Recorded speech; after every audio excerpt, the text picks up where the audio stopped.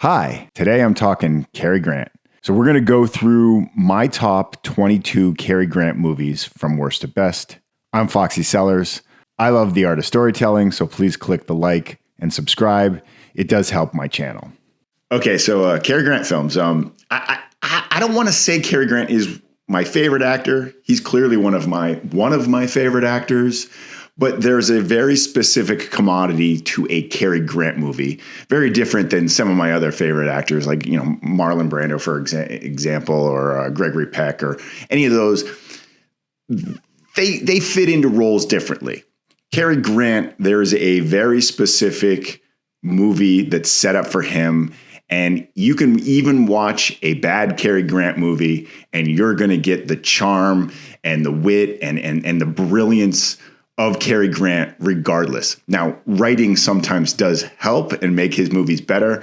I'm going to go through the ones that are just both a great movie and Cary Grant is great in them. Now, the interesting thing about Cary Grant is that he was one of these actors who came from England and he had a very thick Bristol accent.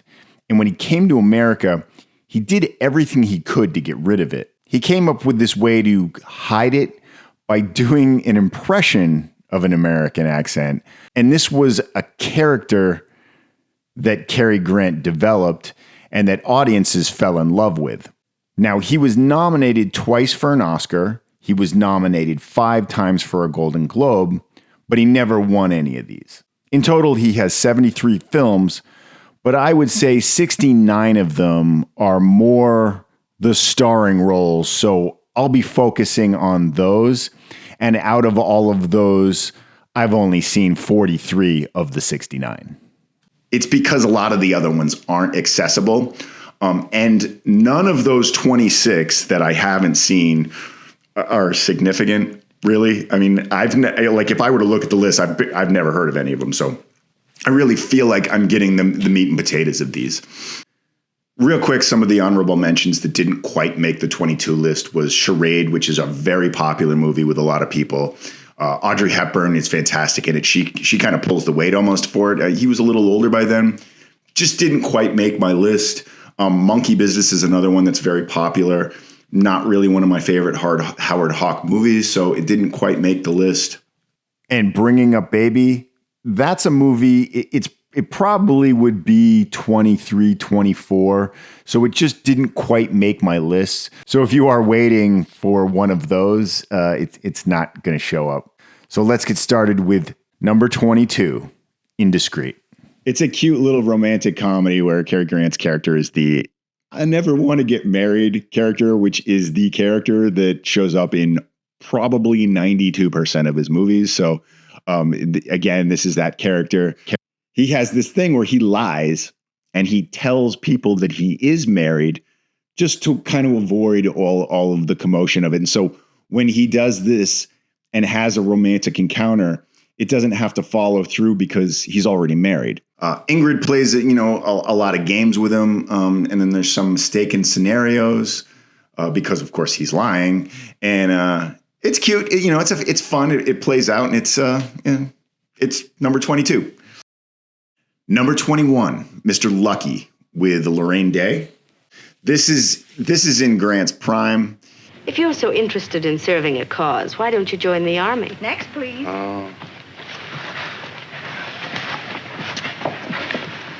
F. You look 1A to me. Hey, you don't look so bad yourself. It's a very well-written story where he's a grifter and he's trying to avoid being drafted into the war. He charms Lorraine's character, who's like kind of a socialite, into putting together like a fundraiser for the war effort.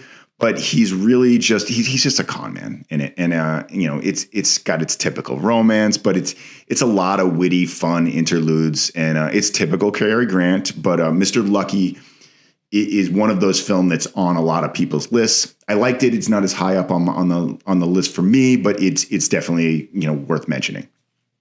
Number 20, Every Girl Should Be Married. His co-star in this is Betsy Drake. This one's a lot of fun. So this is a young girl who attempts to trick an older Cary Grant into marrying her. It's got a very Mad Men feel to it. And he's, again, this character that I don't ever want to get married. And he ends up changing his ways, of course, during the process of the movie. It's a lot of fun. Number 19 is Mr. Blanding builds his dream house. Yes, if you don't mind. And off the And I kitchen, think a little flower. Here, see, there should be a terrace A off the stone study with a little floor awning and an outdoor fireplace. shelves for vases. And this is one of the cases where his co-star is Myrna Loy. I believe he was in a couple of movies with her. Another one's going to show up on this list. And she's famous for the Thin Man movies. I think she did 5 or 6 of those. The Nick and Nora, and she was Nora in those. So Grant had a lot of really great chemistry with most of his leading ladies. I do think he was kind of the key ingredient to most of those romantic comedies. But with Myrna Loy, is like a typical building your relationship house, trials and tribulations film. I mean, it's got kind of like that Money Trap feel to it. And this might have been one of the first films they did this. It's very pleasant. And I do love the chemistry between those two. It's very important. Number 18 is That Touch of Pink. It's one of his later movies. And he was nominated for a Golden Globe for this one as well. He's in it with Doris Day. And this is one of his last really great films. It's got the same ingredients. It's the guy that doesn't want to get married, that common theme that's going to show up again and again. And actually, that was one of his real life attitudes too. I mean, if there's this TV show that came out, Archie, that follows along Archie Leach, that's his real name, and it follows along his trials and tribulations and his relationships, his divorces, and all that. And he never wanted to have kids. He never really wanted to have a true type of marriage. And this carries over to his characters in film. Doris Day, in this case, is like the poor 9-to-5 worker who meets her rich Prince Charming. I mean, it's great. It's just another routine courtship film, but he's so great at his chemistry with his leading ladies that it just blossoms. All of these films blossom. You fall in love with him, you fall in love with her. It's just the same thing. Number 17 is Once Upon a Honeymoon. This is one of his earlier films, and this one is with Ginger Rogers. Ginger Rogers is one of the more memorable leading ladies he was associated with. She also shows up in like Monkey Business with him, and I loved their chemistry more so than some of the others. I wish they did more movies together. I'd say they had equal screen presence. He usually had this very dominating screen presence, but with Ginger Rogers, they had an equal screen presence. I know anytime I go through the phase of watching Fred Astaire or Ginger Roger films, that factor is there because she had that same dominant presence just as she does when she does a film with Cary Grant. Ginger's character in this she's a status climbing kind of like gold digger, and she marries this, I can't remember if he's a Nazi sympathizer or he's a Nazi. What's the difference? And she falls in love with the reporter that's cracking the case of this kind of, scandal. This one definitely holds up, and I love these two together. Number 16 is The Awful Truth. This is one of his earlier movies. I believe this is probably the oldest movie I have on this list. He does have a lot of movies from the 30s, and a lot of those he hadn't quite blossomed yet. So I think this might be the oldest that's on the list. And his leading lady in this is Irene Dunne. And Irene Dunne, she shows up in 3 movies with him, and she has great chemistry with him as well. The Awful Truth shows up on most people's Cary Grant list. This is no different. Number 15 is Crisis. I saw this movie very recently, maybe like a couple months ago. It's one of his more serious films, and there's that dilemma. As a doctor, what would you do if you were held prisoner and asked to save the life of a terrible dictator who, if he lived, would probably murder lots and lots and lots of people? So he's forced with that dilemma. This is definitely one of his more serious movies, but it's good. Number 14, To Catch a Thief. This is going to be the first of the Hitchcock movies. all of the Hitchcock movies that Cary Grant did will show up on this list. This just happens to be the first one at 14th. And this one he stars with Grace Kelly. It actually would have been nice if he did more movies with Grace Kelly, but I believe this might be the only one. Number 13 is Destination Tokyo. And this is probably the most exceptional movie on the list that's not powered mostly by Cary Grant. This is another one I saw probably like maybe a year ago, and it's a submarine film. He's not the main character, and he gets top billing, of course, because he's Cary Grant, and this movie came out in the 40s. But I'd rather not say too much about the movie or the storyline, except for the fact that, like, you know, he's the captain, and as the captain, when he shows up, he has a lot of dominance, and he's fantastic in every scene that he's in. And of course, like the ending, he's very prominent in the ending. But there's just, I suggest seeing this movie. There's just a couple of other characters that are as interesting as well. There's a whole bunch of main characters that you get very invested in as you go along. But then, you know, Cary Grant will show up here and there. All right, here's a good one. Number 12 is The Talk of the Town. And this is a George Stevens movie. And this is one of the two movies that he did with Jean Arthur. Jean Arthur is one of those people where she just has such a wonderful personality that you fall in love with her as soon as she's on the screen, especially as soon as she starts talking. And this is, I believe, like, with the exception of, some of the movies in the 1942 is really, he started to take off and was extremely successful at this point. This one was nominated for Best Picture. And in my opinion, I think Jean Arthur, like, I want to say she outshines him in this movie, but I mean, he's pretty awesome in it. He's a character. He's hiding in this attic at her house, and she's renting it out to this professor, Ronald Coleman, who he's fantastic in it too. Like, all three of them are great. It's just Jean Arthur really, really does shine. And he was recently nominated to the Supreme Court. So he's not supposed to be associating with, in this case, a murderer and I believe an arson who is hiding out in the attic of Jean Arthur. So they meet, they interact, but he doesn't know who he is, and it's got a lot of potential for hilarious scenes, and it will overachieve.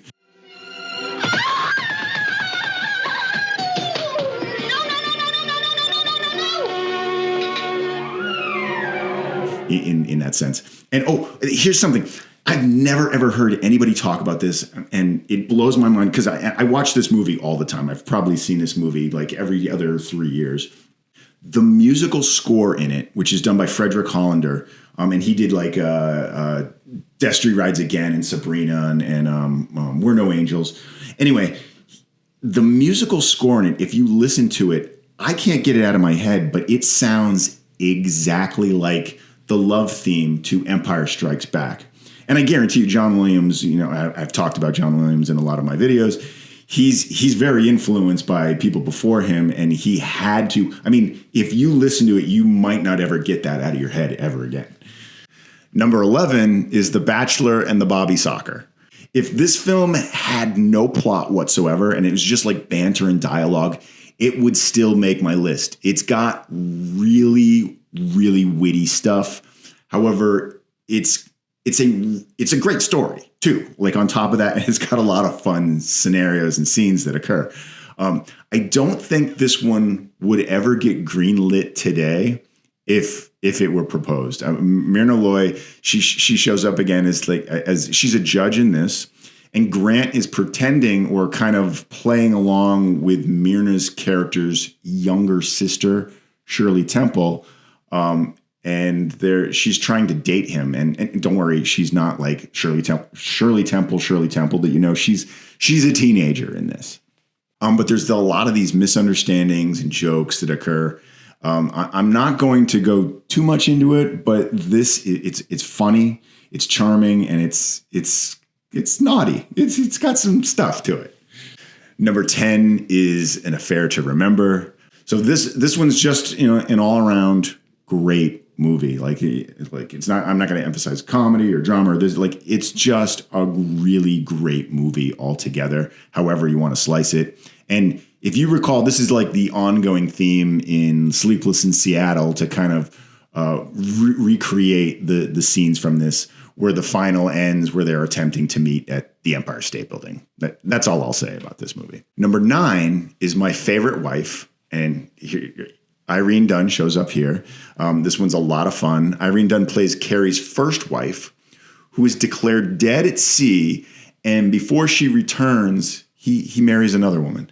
And it's a comedy, of course. And there's these crazy situations that, come back and forth. And so between the two wives he's legally married to, he also has kids with the first one. So this does stand out as maybe like top 3 or 4 of his just comedies in general, in my opinion.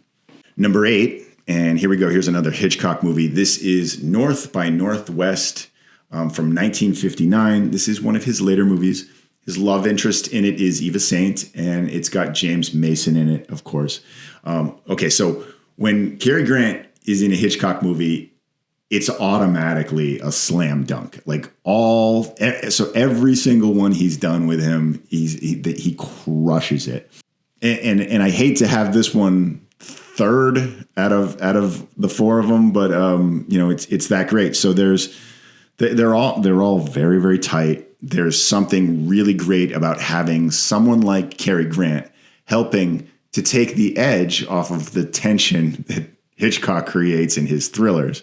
And this one plays very well. And following right up with that is another Hitchcock movie. So this would be the third one that's going to show up. So it'd be I guess, my second favorite. It's number 7, Notorious from 1946. And he's matched up with leading lady Ingrid Bergman.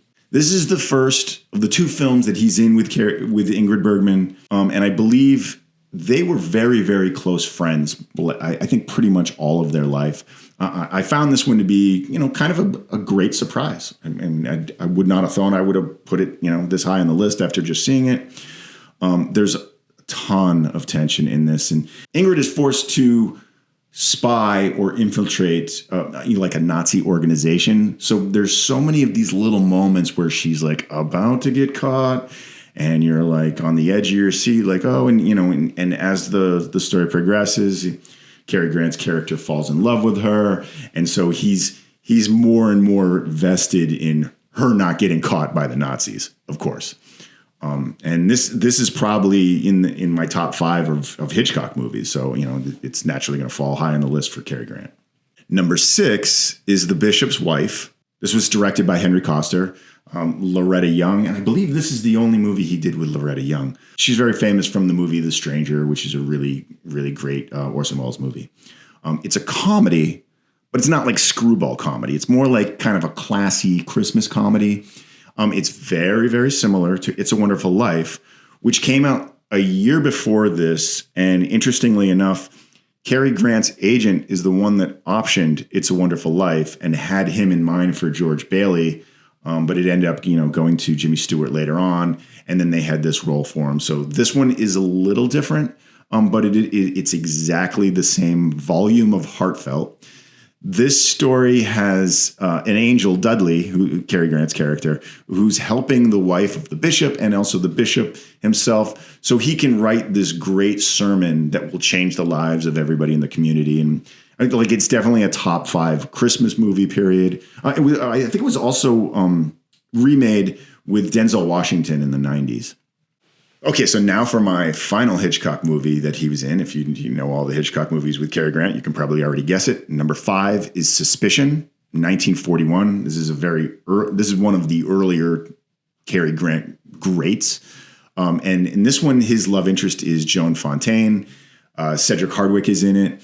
So this is the last Hitchcock film on the list. So number 5, this is the best of all of them. They really could have been in any order. All 4 of these are really awesome movies, but something really resonated with this one specifically. He's a bit more of a scumbag in this one, and that's a bit out of character for him.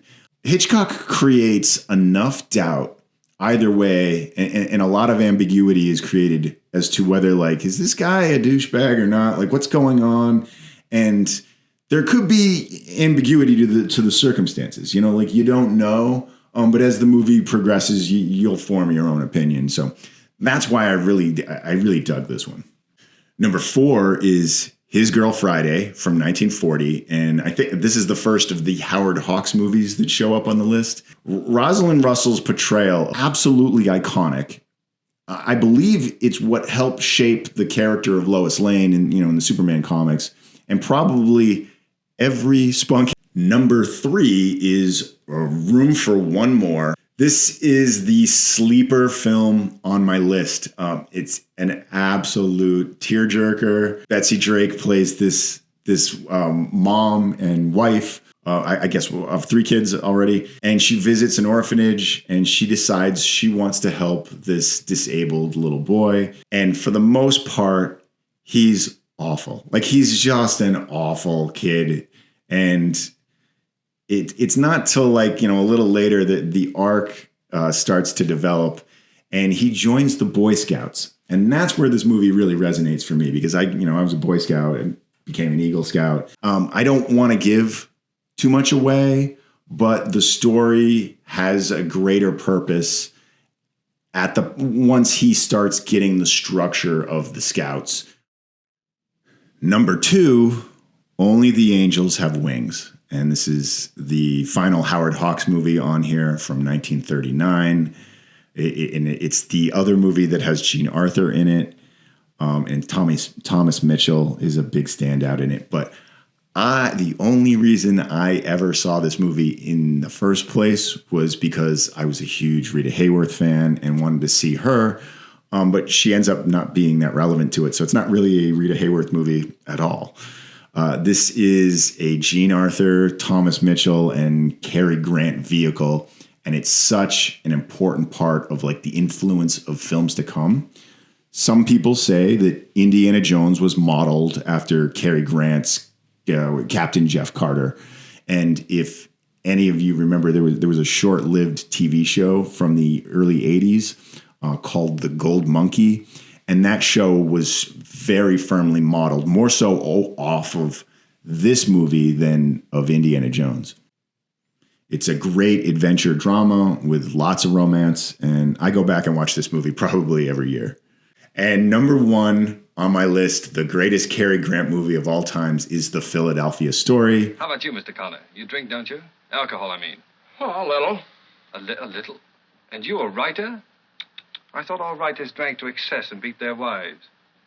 One time I think I secretly wanted to be a writer. This is the best. The Philadelphia Story is not just the best Cary Grant film, but it's probably one of the greatest comedies ever written. It really is. So Grant does shine in this movie.